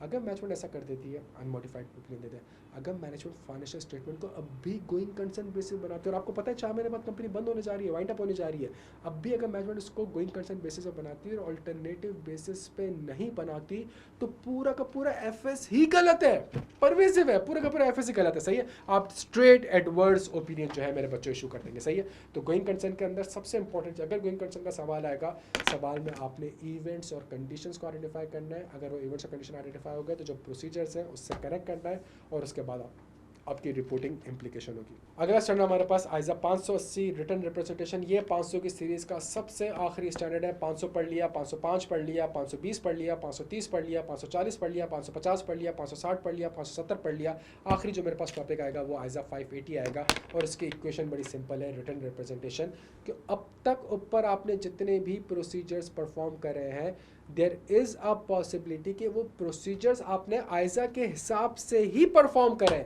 और वो प्रोसीजर परफॉर्म करने के बाद आपको जो एविडेंस मिला है वो ऑडिट एविडेंस मिला है, लेकिन वो सफिशिएंट एप्रोप्रिएट ऑडिट एविडेंस नहीं मिला। क्या मतलब, जो एविडेंस आपको मिला है वो थर्ड पार्टी से नहीं मिला, वो एविडेंस इतना ज़्यादा रिलायबल नहीं है। तो यहाँ पे स्टैंडर्ड आपसे कहता है कि जी मेरी तो सारी बातें आपने मान ली है ना, अब इसके अलावा और कोई तरीका नहीं है, तो आप मैनेजमेंट से एटलीस्ट उन मैटर्स के ऊपर रिटर्न रिप्रेजेंटेशन ऑब्टेन करें कि लिख के दो। मैं थोड़ा सा इसका बैकग्राउंड बताता हूँ मेरे बच्चों। आइजा 560 सब्सिक्वेंट इवेंट अगर आप देखें तो सब्सिक्वेंट इवेंट को आइडेंटिफाई करने के लिए जो प्रोसीजर्स आपने परफॉर्म करे थे वो प्रोसीजर्स क्या आते हैं, मैनेजमेंट से ही पूछा, सही है, मैनेजमेंट से इंक्वायर करी, मैनेजमेंट का प्रोसेस समझा, मैनेजमेंट के बनाए हुए मिनट्स ऑफ द मीटिंग देखी, मैनेजमेंट के बनाए हुए सब्सिक्वेंट इंटरिम एफएस देखे, क्या ये आपको सफिशिएंट एप्रोप्रिएट ऑडिट एविडेंस, क्या इसमें थर्ड पार्टी एविडेंस मौजूद है, नहीं है। क्या थर्ड पार्टी एविडेंस मौजूद हो सकता है, मैं दुनिया को कंफर्मेशन थोड़ी भेज सकता हूँ कि बताओ इस कंपनी में आग लगी है कि नहीं लगी, या इस कंपनी में सब्सिक्वेंट इवेंट हुआ है कि नहीं हुआ, सही है। तो इसका मतलब है यहाँ जो मैं प्रोसीजर परफॉर्म कर रहा हूँ इससे मुझे सफिशिएंट एप्रोप्रिएट ऑडिट एविडेंस, लेकिन ये सबसे बेस्ट प्रोसीजर है जो काइजन आपको बताया, तो मुझे sufficient appropriate audit evidence obtain नहीं मिल रहा। तो इसका मतलब है मुझे मिल क्या रहा है, ये प्रोसीजर परफॉर्म करके मुझे ऑडिट एविडेंस मिल रहा है, लेकिन मेरी जिम्मेदारी तो सफिशिएंट एप्रोप्रिएट ऑडिट एविडेंस किया जाए दोस्तों के हिसाब से।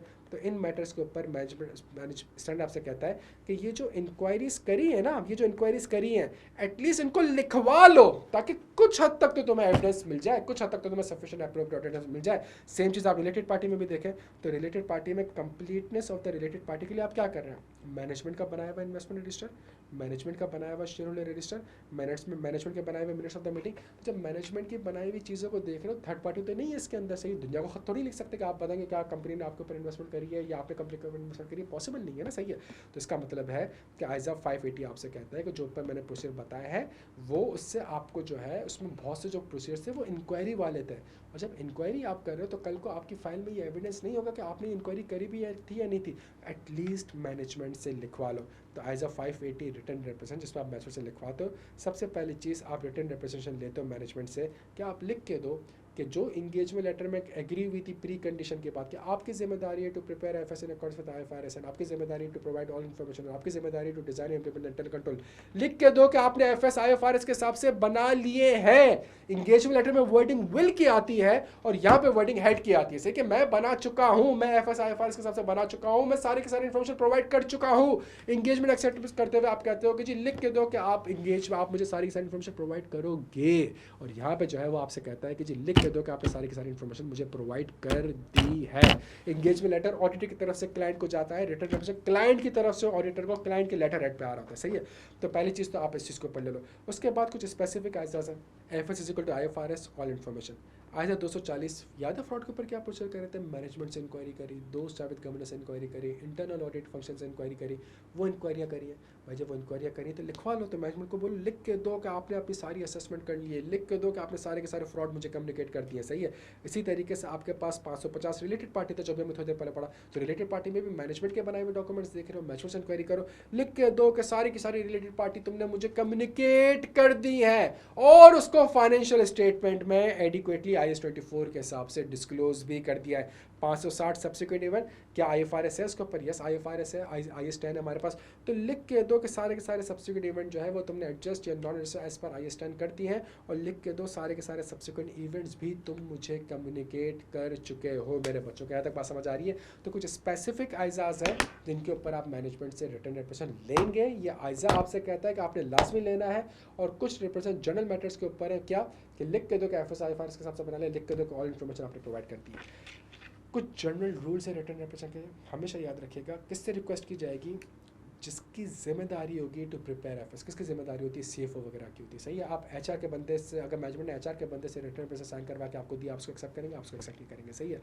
सीएफओ और सीओ जो है वो कंफर्म करेगा, क्या सीएफओ और सीओ कंफर्म कर सकता है थर्ड पार्टी से बिफोर साइनिंग, यस कर सकता है। अगर सीएफओ और सीओ अगर लिटिगेशन के ऊपर जो है कोई कंफर्मेशन आपको रिटर्न रिप्रेजेंटेशन दे रहा है तो वो अपने लॉयर से कंफर्म करके आपको देगा, स्टार्ट कहते हैं तो अच्छी बात है कि मैनेजमेंट कंफर्म करके आपको दे रही है, ऐसे साइन करके नहीं दे रही, सही है।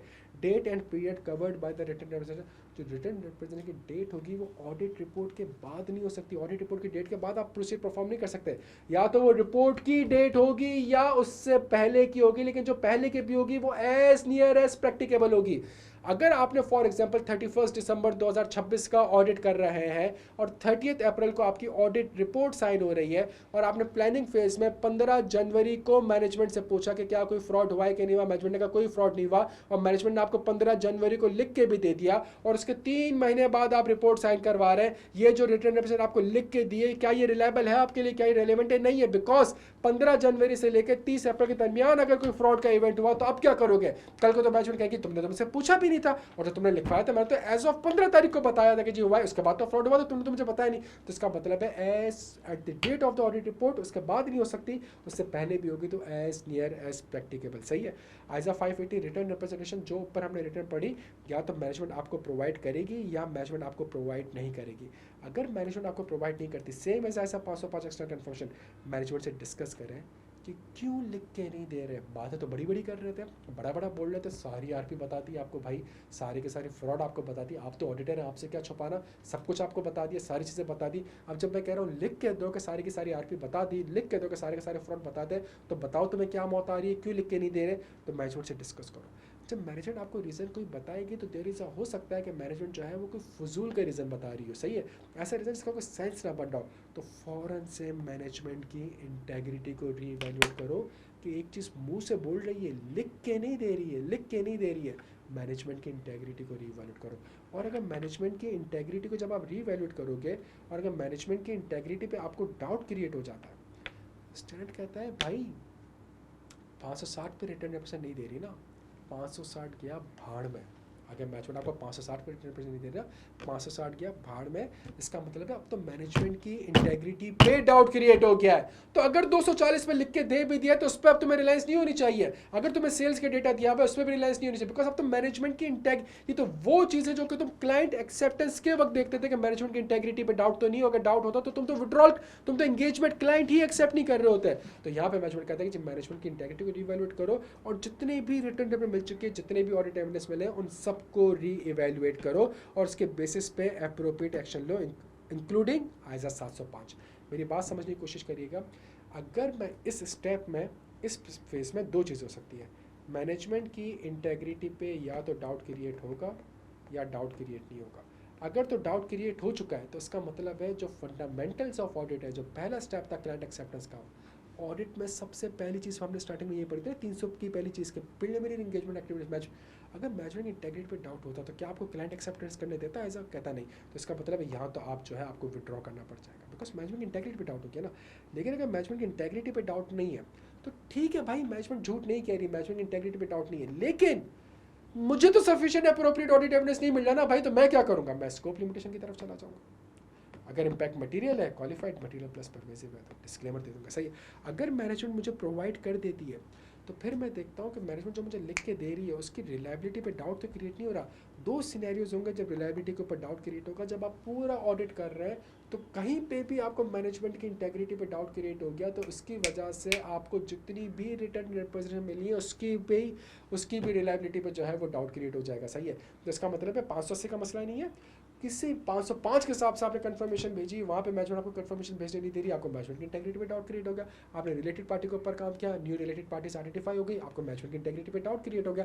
240 के हिसाब से कोई मिस स्टेटमेंट आइडेंटिफाई हो जो कि इंडिकेट करती है पॉसिबिलिटी ऑफ फ्रॉड को, आपको मैनेजमेंट की इंटेग्रिटी के ऊपर डाउट, किसी भी वजह से अगर मैनेजमेंट की इंटेग्रिटी पे डाउट क्रिएट हो जाता है तो आइजा 580 कहता है कि भाई जब मैनेजमेंट की इंटेग्रिटी पे ही डाउट है तो मैनेजमेंट तुझे जो लिख के भी दे रही है तो उस पर तो रिलायंस कैसे ले सकता है मेरे भाई? तो मैनेजमेंट की इंटेग्रिटी पे डाउट हो सकता है। दूसरा इक्वेशन समझो, audit evidence plus written representation is equal to sufficient appropriate audit evidence. तो रिटर्न रिप्रेजेंट मैनेजमेंट ने जो लिख के दिया है और जो तुम्हें एविडेंस मिला है, अगर वो आपस में इनकंसिस्टेंट है, अगर मैनेजमेंट कहती है मैं लिख के देती हूँ कि सारी की सारी आरपी मैंने कम्युनिकेट कर दी है और तुम्हें कोई न्यू रिलेटेड पार्टी अगर आइडेंटिफाई हो जाती है, तो इसका मतलब अब मैं किस पे यकीन करूँ? ऑडिट एविडेंस प्रोवाइड करने वाला भी मैनेजमेंट, रिटर्न रिप्रेजेंटेशन प्रोवाइड करने वाला भी मैनेजमेंट की इंटेग्रिटी पे, यहाँ पे भी रिटर्न रिप्रेजेंटेशन की इंटेग्रिटी पे डाउट क्रिएट हो सकता है। तो अगर if return representation are inconsistent तो auditor shall perform audit proceed to attempt to resolve the matter. भाई सच कौन है? तू सच है कि तू सच है? जो लिख के दिया है वो सच है या जो तुमने बोला था वो सच है, सही है, या जो मैंने आइडेंटिफाई करा वो सच है? तो क्या सच है उस मैटर को रिजॉल्व करें। जब आप प्रोसीजर परफॉर्म करेंगे तो उसमें से एक प्रोसीजर है रिस्क असेसमेंट को रिवाइज करें। अगेन वही वाली बात, 315 वाली बात, आपको न्यू इन्फॉर्मेशन मिली, अपने रिस्क असेसमेंट को रिवाइज करना पड़ेगा। अगर तो मैटर रिजॉल्व नहीं होता, आप कहते हो कि यार मुझे समझ नहीं आ रहा, आपने लिख के दिया कि आपने सारे के सारे सब्सिक्वेंट इवेंट आइडेंटिफाई कर दिए और ये इतना बड़ा सब्सिक्वेंट इवेंट था, बोर्ड में डिस्कस हो रहा था और ये जो है आपने मुझे कम्युनिकेट नहीं करा, आपने एफर्ट्स को डिस्क्लोज नहीं करा, तो अगर मैनेजमेंट, मतलब मैटर तो रिजॉल्व नहीं हुआ, अगर मैनेजमेंट की इंटेग्रिटी पे आपको डाउट, अगर मैटर रिजॉल्व नहीं होता, स्टैंडर्ड कहता है देखो स्केप्टिसिज्म अप्लाई करो, क्रिटिकली असेस करो चीज़ों को। यहाँ पे मैनेजमेंट की इंटेग्रिटी पे डाउट क्रिएट हो गया है, अब भूल जाओ 560 को, अब भूल जाओ 550 रिटर्न, अब तो मैनेजमेंट की इंटेग्रिटी पे डाउट क्रिएट होगा। तुम्हें जो फिक्स एसेट के भी सैंपल्स मैनेजमेंट ने प्रोवाइड करे थे, तुम्हें जो 240 के हिसाब से भी रिटर्न रिप्रेजेंटेशन प्रोवाइड करी थी, तुम्हें जो परचेज एक्सपेंसेस के डेटा भी प्रोवाइड करे थे, उन सबको रीवैल्यूएट करने की जरूरत है, बिकॉज वो प्रोवाइड करने वाला मैनेजमेंट है और उसकी ही इंटेग्रिटी पे तुम्हें डाउट क्रिएट होगा, सही है। और फिर आखिरी चीज़, अगर तो मैटर रिजॉल्व हो जाता है तो फिर यहाँ पे आपके पास जाके एक हैप्पी एंडिंग हो जाएगी। ठीक है, फॉर एग्जाम्पल मैनेजमेंट ने एक इन्वेस्टमेंट करी और मैनेजमेंट ने कहा जी मैं इस इन्वेस्टमेंट को जो है वो फेयर वैल्यू थ्रू पीएनएल रखूंगी या फेयर वैल्यू थ्रू ओसीआर रखूंगी और ये तो मेरी स्ट्रेटेजिक इन्वेस्टमेंट है, या ये जो इन्वेस्टमेंट मैंने करी है 5 साल बाद मेच्योर होगी, सही है, मैंने किसी डेट सिक्योरिटी से इन्वेस्टमेंट करी है, ये मेरी 5 साल बाद मेच्योर होगी और उसको मैं होल्ड टू मेच्योरिटी पर रख रहा हूँ, ठीक है। लेकिन 1 साल बाद कंपनी इसको बेच देती है या सब्सिक्वेंटली इसको बेच देती है, आप जाके मैनेजमेंट को कहते हो यार तुमने तो मुझे लिख के दिया था कि तुम इसको होल्ड करोगे, इसके बेसिस पर हमने अकाउंटिंग करी थी और अब तुमने 1 साल बाद, 6 महीने बाद, 3 महीने बाद बेच दिया। मैनेजमेंट ने बोला जानी मैं एक केस हार चुका हूँ और कोर्ट ने मुझे बोला है कि 10 दिन के अंदर पेमेंट करनी है, तो मैं बैठ के IFRS की कंप्लाइंस करूँ या मैं बेचूँ, तो मैंने जो है वो उसको बेच दिया है, सही है। आप बोलोगे यार दिखाना कोर्ट का ऑर्डर, आप कोर्ट के ऑर्डर्स वगैरह देखोगे, आप कहोगे हाँ यार झूठ नहीं कहा था तुमने, उस पॉइंट ऑफ टाइम पे तुम्हारी रिप्रेजेंट बिल्कुल सही थी, लेकिन जो न्यू इन्फॉर्मेशन मिली है उसके बेसिस पर आप अपने रिस्क असेसमेंट को रिवाइज कर देंगे मेरे बच्चों, सही है। आखिरी चीज़ हमारे पास 2 चीज़ें परफॉर्मेंस फेज में, आइजा 610 अच्छा जी, हमारे पास 600 की सीरीज़ में 2 स्टंट बड़े इंपॉर्टेंट है, विच इज़ 610 एंड 620, सही है।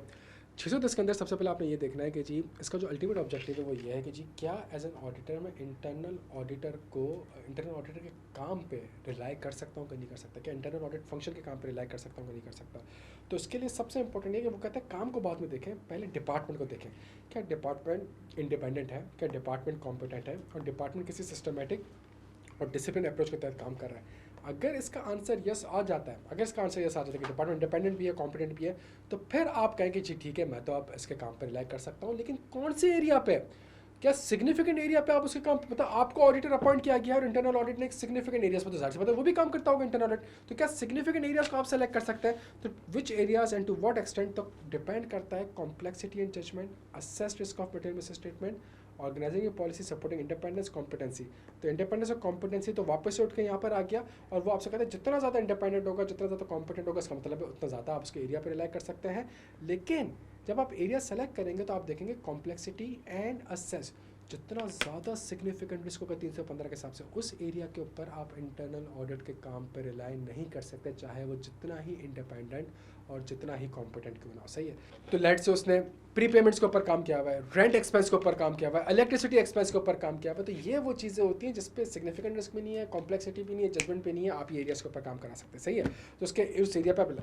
लेकिन यहाँ पे वो अगेन कहता है कि जब आपने एरिया सेलेक्ट कर भी लिया है तो सिंपल आंखें बंद करके आपने जो है वो उस पर रिलाई नहीं कर सकते। उसने जो काम कर रहा है उसके काम को इवेल्युएट करना पड़ेगा, क्या उसका काम properly plan, perform, supervise, reviewed है। ये वही चीज़ें जो हम आज 220 और आईएसक्यू में पढ़ते हैं, सही है, क्वालिटी में, कि क्या काम properly plan, perform, supervise, reviewed था या नहीं था, क्या उसने सफिशिएंट अप्रोप्रिएट एविडेंस ऑब्टेन करा है कि नहीं कर। जब आप इवेल्युएट, अगर तो 10,000 ट्रांजेक्शन से एक ट्रांजेक्शन सेलेक्ट करो, इंटरनल कहते हैं जी मेरे हिसाब से सफिशिएंट है, भाई आपके हिसाब से सफिशिएंट नहीं है, सही है, तो आप इसको भी इवेल्युएट करेंगे, सही है। जो कंक्लूजन रीच करा है वो अप्रोप्रिएट है, जो रिपोर्ट उसने प्रिपेयर करी है वो कंसिस्टेंट है विद द वर्क परफॉर्म, और जितनी भी अगर कोई एक्सेप्शन आई है क्या वो प्रॉपर्ली रिजॉल्व हुई है कि नहीं हुई।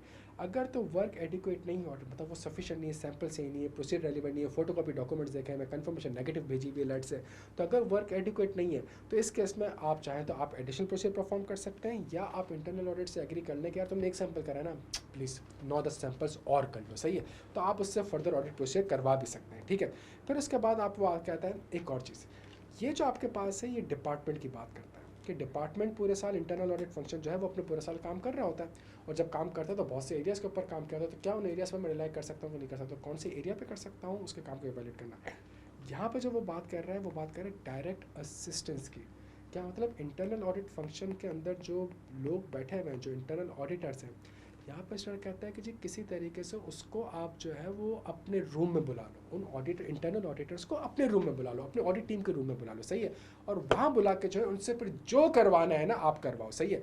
यहाँ पे क्या हो रहा है, पहले केस में ये पहला सिनेरियो इंटरनल ऑडिट फंक्शन का, जिसके अंदर इंटरनल ऑडिट फंक्शन जो है वो अपने पूरा साल जो डिपार्टमेंट काम कर रही है उसके काम पे रिलाई कर रहे हैं। यहाँ पे डिपार्टमेंट के अंदर जो लोग हैं इंटरनल ऑडिटर्स को, उसको जो है वो आप अपने पास टीम में बुला रहे हो और उससे आप काम करवा रहे हैं, सही है। तो use of internal audit to perform the audit process, whether internal auditors can be use to provide the direct assistance, same चीज़ जो हमने यहाँ पढ़ी, एग्जैक्टली सेम चीज़ जो हमने यहाँ पढ़ी, लेकिन बस एक दो चीज़ें देख लीजिएगा, चूँकि यहाँ पे लोग हैं तो लोगों का कोई रिलेशनशिप तो नहीं है, लोगों का कोई फैमिली एंड पर्सनल रिलेशनशिप तो नहीं है, लोगों ने कोई शेयर्स तो नहीं खरीदे हुए, ऑर्गेनाइजेशन की पॉलिसी इंडिपेंडेंस कॉम्पिटेंसी बिल्कुल सेम है, लेकिन चूँकि यहाँ पे इंसान इन्वॉल्व हो चुका है तो ऐसा नहीं हो सकता कि आप उसको बुला के कहेंगे जी परचेज़ का एरिया मैं तुम्हें दे रहा हूँ और उसकी जो बीवी है वो परचेज डिपार्टमेंट में जो है वो हेड ऑफ परचेज डिपार्टमेंट की, ये नहीं हो सकता। अगर उस बंदे ने उस कंपनी के शेयर्स खरीदे, भाई एम्प्लॉय तो खरीद सकता है ना अपनी कंपनी के शेयर्स, अगर उसने शेयर्स खरीदे हुए तो आप उसको अपनी टीम का पार्ट नहीं बना सकते, क्यों नहीं बना सकते, बिकॉज आपका तो इंडिपेंडेंस का मसला हो जाएगा। कौन से एरियाज में सेलेक्ट करते हैं, सेम चीज़, इंडिपेंडेंस देख लो, कॉम्पिटेंस देख लो, जजमेंट, इसका मतलब है आप उसको रेवेन्यू के significant area, JE testing in areas में इन्वॉल्व नहीं कर सकते। आप उसको कहते हो चलो यार इलेक्ट्रिसिटी एक्सपेंस की वॉचिंग कर ले, जा रेंट एक्सपेंस की वॉचिंग कर ले, जा प्री पेमेंट्स की वॉचिंग कर ले, आप उनसे छोटे एरियाज पे काम करा सकते हो। और उसके बाद भी कुछ एरियाज स्पेसिफिकली मना किया गया है, प्रोहिबिट किया गया है इसमें, कि उस बच्चे को जिसको आप उठा के लाए हो इंटरनल ऑडिट से अपने रूम में, फ्रॉड रिस्क की डिस्कशन में इंगेजमेंट टीम इन्वॉल्व होती है, उस डिस्कशन में ये आपके साथ इन्वॉल्व नहीं होगा, इसको आप अपने रूम में नहीं बिठाओगे जब फ्रॉड की डिस्कशन चल रही होगी, सही है। अगर एक प्रोसीजर होता है एलिमेंट ऑफ अनप्रिडिक्टेबिलिटी, तो वो जो अनप्रिडिक्टेबल प्रोसीजर होता है उसमें भी आप उसको नहीं बताओगे कि आप क्या प्रोसीजर परफॉर्म करने जा रहे हो, ठीक है। इसी तरीके से जो हाई जजमेंट और रिस्क ऑफ मटेरियल मैनेजमेंट वाली चीज़ें उसके अंदर भी आप उससे काम नहीं करवाओगे। तो ये हमारे पास कुछ थी इंटरनल ऑडिट से रिलेटेड चीज़ें। आखिरी चीज़ हमारे पास 620 एक्सपर्ट है। सेम चीज़ ऑडिटर एक्सपर्ट क्या होता है? ऑडिट एक्सपर्ट वो होता है कि एक ऐसा एरिया का मैनेजमेंट ने पीपी की रिवर्शन कराई है, तो रिवर्शन की अकाउंटिंग आपको आती है, रिवर्शन करना आपको नहीं आता, इसके लिए आपको एक्सपर्ट की ज़रूरत पड़ सकती है। जब एक्सपर्ट की ज़रूरत पड़ेगी तो वो नीड कब होगी? Nature, significance and complexity, PP की वैल्यूशन सही है। रिस्क ऑफ मटेरियल से पीपी की वैल्यूशन आपकी मटेरियल से बहुत ज़्यादा है, इसके ऊपर सिग्निफिकेंट रिस्क है। और क्या मैनेजमेंट का एक्सपर्ट यूज़ हुआ है कि नहीं हुआ? अगर इस नीड का आंसर यस आ जाता है, अगर इस नीड का आंसर यस आ जाता है कि हाँ जी मुझे एक्सपर्ट की ज़रूरत है, तो मार्केट में बहुत एक्सपर्ट बैठे हुए हैं ना। आप कौन से एक्सपर्ट को सेलेक्ट करेंगे? आप कॉम्पिटेंसी, कैपेबिलिटी और इंडिपेंडेंस देखेंगे ऑडिटर एक्सपर्ट की। जब इसका आंसर भी यस आ गया कि आपको एक अच्छा कॉम्पिटेंट, कैपेबल और ऑब्जेक्टिविटी कंसिडर कर लिया आपने, फिर उस एक्सपर्ट के साथ आप एग्रीमेंट करेंगे, जिस तरह मैनेजमेंट के साथ भी एग्रीमेंट करते हैं कि एक्सपर्ट के साथ भी एग्रीमेंट करेंगे और उसको कहेंगे कि देखो भाई ये तुम्हारा काम है, ये मेरा काम है, ये तुम्हारी जिम्मेदारी है, मेरी जिम्मेदारी, मुझे ये काम चाहिए और मुझे रिपोर्ट इस तारीख तक चाहिए, और तुम्हारे पास जो रिपोर्ट्स क्लाइंट का डेटा होगा उसकी कॉन्फिडेंशियलिटी तुमने मेंटेन करनी पड़ेगी। उसके बेसिस पे एक्सपर्ट आपको एक रिपोर्ट देगा, वो रिपोर्ट आपने आंखें बंद करके एक्सेप्ट नहीं करनी है। उस रिपोर्ट के बेसिस पे आपने उस रिपोर्ट को इवेल्युएट करना है कि जो भी एक्सपर्ट की फाइंडिंग और कंक्लूजन है क्या वो रेलिवेंट और रीजनेबल है, जिस डेटा के ऊपर उसने काम किया क्या वो डेटा कंप्लीट एंड एक्यूरेट है, जो एजम्पशंस हैं, क्योंकि सब्जेक्टिविटी एस्टिमेशन, जो एजम्पशंस हैं क्या वो रीजनेबल है या नहीं। अगर एक्सपर्ट का काम एडुकेट आपको नहीं लगा based on all this procedure, तो आप एक्सपर्ट से एग्री करोगे कि यार देखो ये हुआ था, तुमने ये करा, काइंडली इसको कर दो, सही है। अगर एक्सपर्ट नहीं मानता, आप खुद एडिशनल ऑडिट प्रोसेस चाहो तो आप परफॉर्म कर सकते हो, या आप किसी और एक्सपर्ट को भी इंगेज कर सकते हो। आपके फाइनेंशियल स्टेटमेंट में जो पीपी आ रहा है, इसकी जो रीवैल्यूएशन है, ये आपके एक्सपर्ट ने आपको असिस्ट करा है, आपके एक्सपर्ट ने आपको असिस्ट करा है। तो क्या एक्सपर्ट का नाम आप अपनी रिपोर्ट में लिखोगे? स्टार्ट करता है, आपको एक्सपर्ट का नाम अपनी रिपोर्ट में लिखने की बिल्कुल भी ज़रूरत नहीं है, अनलेस लॉ और रेगुलेशन कहता है लिखो, ठीक है। फिर सर कहता है कि जी अगर एक्सपर्ट के काम की वजह से आप अपनी ओपिनियन को मॉडिफाई कर रहे हैं, मैनेजमेंट ने रिवोल्यूशन करके दी, आपके एक्सपर्ट ने इसको रिव्यू करा और आपके एक्सपर्ट ने बोला मैनेजमेंट ने बहुत ज़्यादा रिवोल्यूशन करी हुई है भाई, इतनी ज़्यादा रिवोल्यूशन बनती नहीं है, और उसके बेसिस आपने कहा कि ये जो मैनेजमेंट ने रिवोल्यूशन करी है गलत है, सही है। अब जब गलत है तो गलत की बेसिस क्या है? तो आपको कि जी मैंने अपना एक्सपर्ट इंगेज किया। यहाँ पे स्टैंड कहता है कि जी अगर आप रिपोर्ट मॉडिफाई कर रहे हो, ओपिनियन मॉडिफाई कर रहे हो, तो इसके बेसिस पे आप चाहो तो एक्सपर्ट का रेफरेंस अपनी रिपोर्ट में लिख सकते हो। इस केस में अनलेस लॉ रेगुलेशन मना आपको करे कि जी आप कुछ भी हो जाए, आपने एक्सपर्ट का नाम अपनी रिपोर्ट में नहीं लिखना। लेकिन स्टैंड कहता है चाहे आप नाम लिखो या ना लिखो, अल्टीमेट जिम्मेदारी आपकी है, बिकॉज ऑडिट रिपोर्ट पे आप साइन कर रहे हो मेरे बच्चों, सही है। तो ये कुछ अच्छा कॉन्सेप्ट है। परफॉर्मेंस फेस के ऊपर हमने एक एक स्टैंड को थोड़ा सा डिटेल में देख लिया, चीज़ें देख ली, प्लस यार प्लेलिस्ट के अंदर बाकी और भी वर्कशॉप के और बड़े क्विक रिविजन के लेक्चर्स अवेलेबल हैं, उसको लाजमी देखना। पेपर से पहले जितना क्विकली रिवाइज कर सकते हो, टिप्स पे चीज़ें होंगी।